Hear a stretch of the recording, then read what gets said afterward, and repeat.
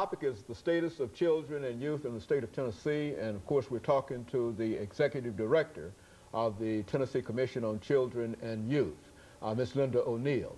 Ms. O'Neal, let me give you an opportunity over the last few minutes that we have here to sort of inform our audience about some information relative to early childhood education. We've had an opportunity on this show to talk to a number of people about early childhood education, and what we'd like to do is to sort of build up on that kind of information so that we know exactly how very, very important that is as a part of our children's education experience. Let's do it from that perspective. Sure, I'm always glad to talk about early childhood education. It is probably the single best investment we can make to improve outcomes overall for our children.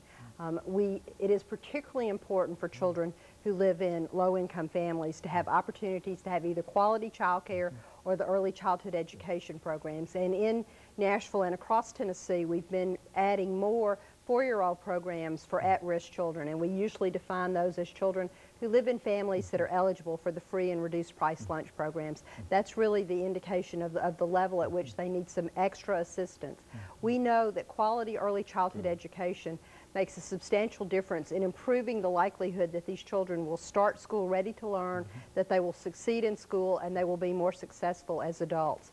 There have been a lot of longitudinal studies, long-term studies of children who've been in quality early childhood education, comparing that to children who have not. And there's no question that being able to participate in a quality early childhood education program increases the likelihood that a child will be successful in school, that they will not need special education, that they'll not fail a grade, have to repeat a grade. It increases the chances that they will not drop out of school but will in fact graduate. It also, and when they graduate, then they'll be ready for either to go on to other education, either vocational, technical, or higher education, or they'll be more able to participate in the workforce. The other thing, though, that's really interesting is quality early childhood education can help reduce teen pregnancy, substance abuse, and involvement with the juvenile court system. So it's kind of like an immunization to prevent those kinds of adverse outcomes for children. Now, how is the state of Tennessee responding to dealing with this aspect of education for young children? We do have a few pilot programs, but we are still, and Head Start is a wonderful program that serves about 15,000 to 18,000 children, but we still have, are only meeting the needs of about half the children in Tennessee who critically need this quality early childhood education. This is the kind of investment that can help these children succeed not only in school, but it's a long-term investment to improve the quality of the workforce in Tennessee, which is very important for attracting industry. We know that one of the things we need for children and families are jobs, and good paying jobs, so that families can support their children. And if we develop a better educated workforce in Tennessee, we have better prospects of having the kinds of employers that we need.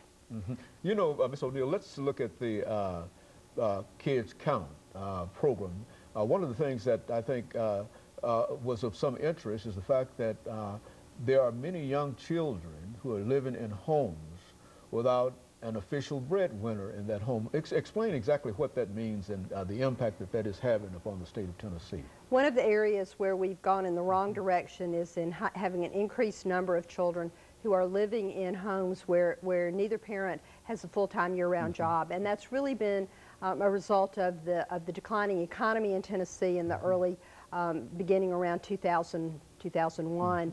And we've seen in terms of the Families First caseloads and the food stamp caseloads in Tennessee, they've also gone up at the same time. It's real important for families to have the resources they need to support their children.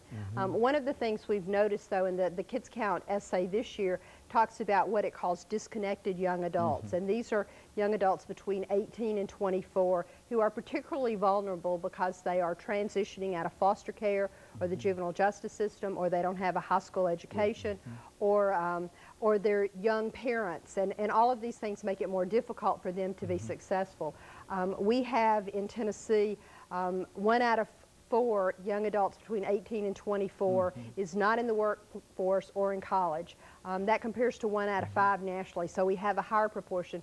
We really do have an obligation as a society to try to help these young adults make the connections that they need with mentors, with jobs, with things that can help them successfully transition to young adulthood. We know from studies that the average age at which a young person is truly independent from their family is when they're 26. And so young people who age out of foster care at 18 really need assistance to negotiate those years between that to help them know how to fill out a job application, to interview for a job, really to help them make a connection with someone to get a job, to find housing, to purchase their first car. What they need the most is a connection to a caring adult who will help them make those transitions, to a mentor. There's a real need for more mentors for these young adults as well as for children and teens. You know, Ms. O'Neal, there was a recent report, I'm reminded, that came out from the Tennessee Bureau of Investigation in reference to the high crime rate between, I think, Memphis and Nashville and et cetera.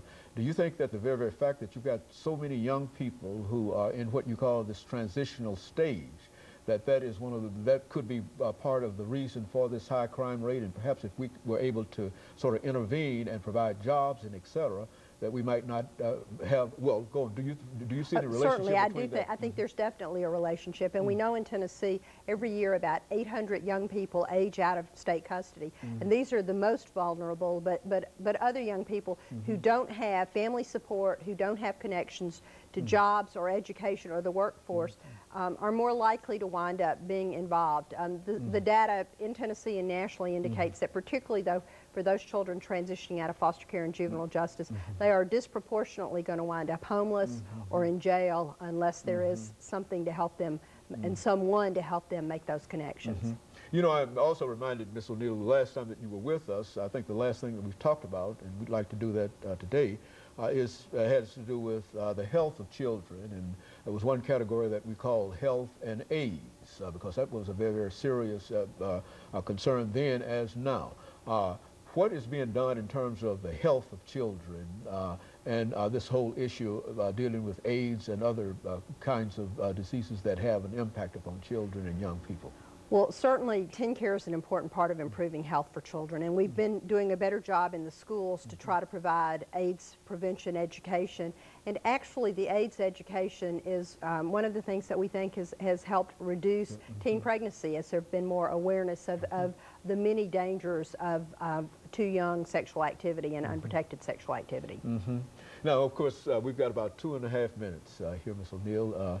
There might be some area that perhaps you would like to give us some additional information on, some things that perhaps you wanted to make sure that you talked about. We want to give you an opportunity to do that now.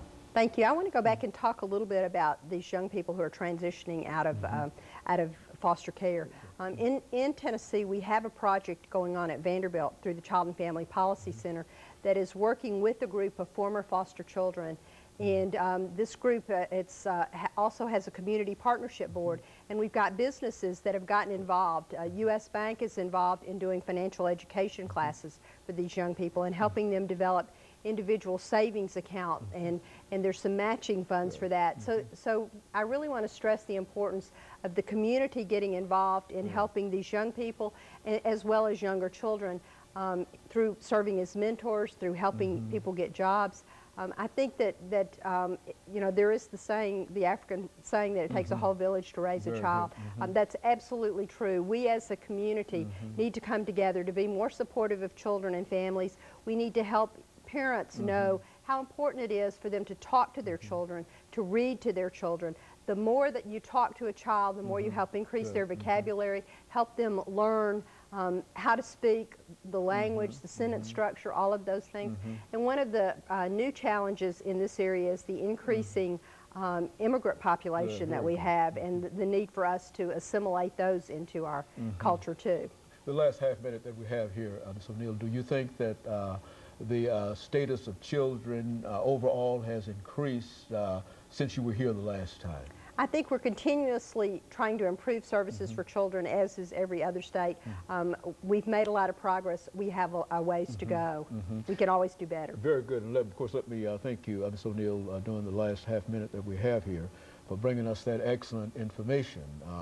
as you indicated earlier, that basically this was an update because some of the problems that we face today will probably be faced in 20 years from now.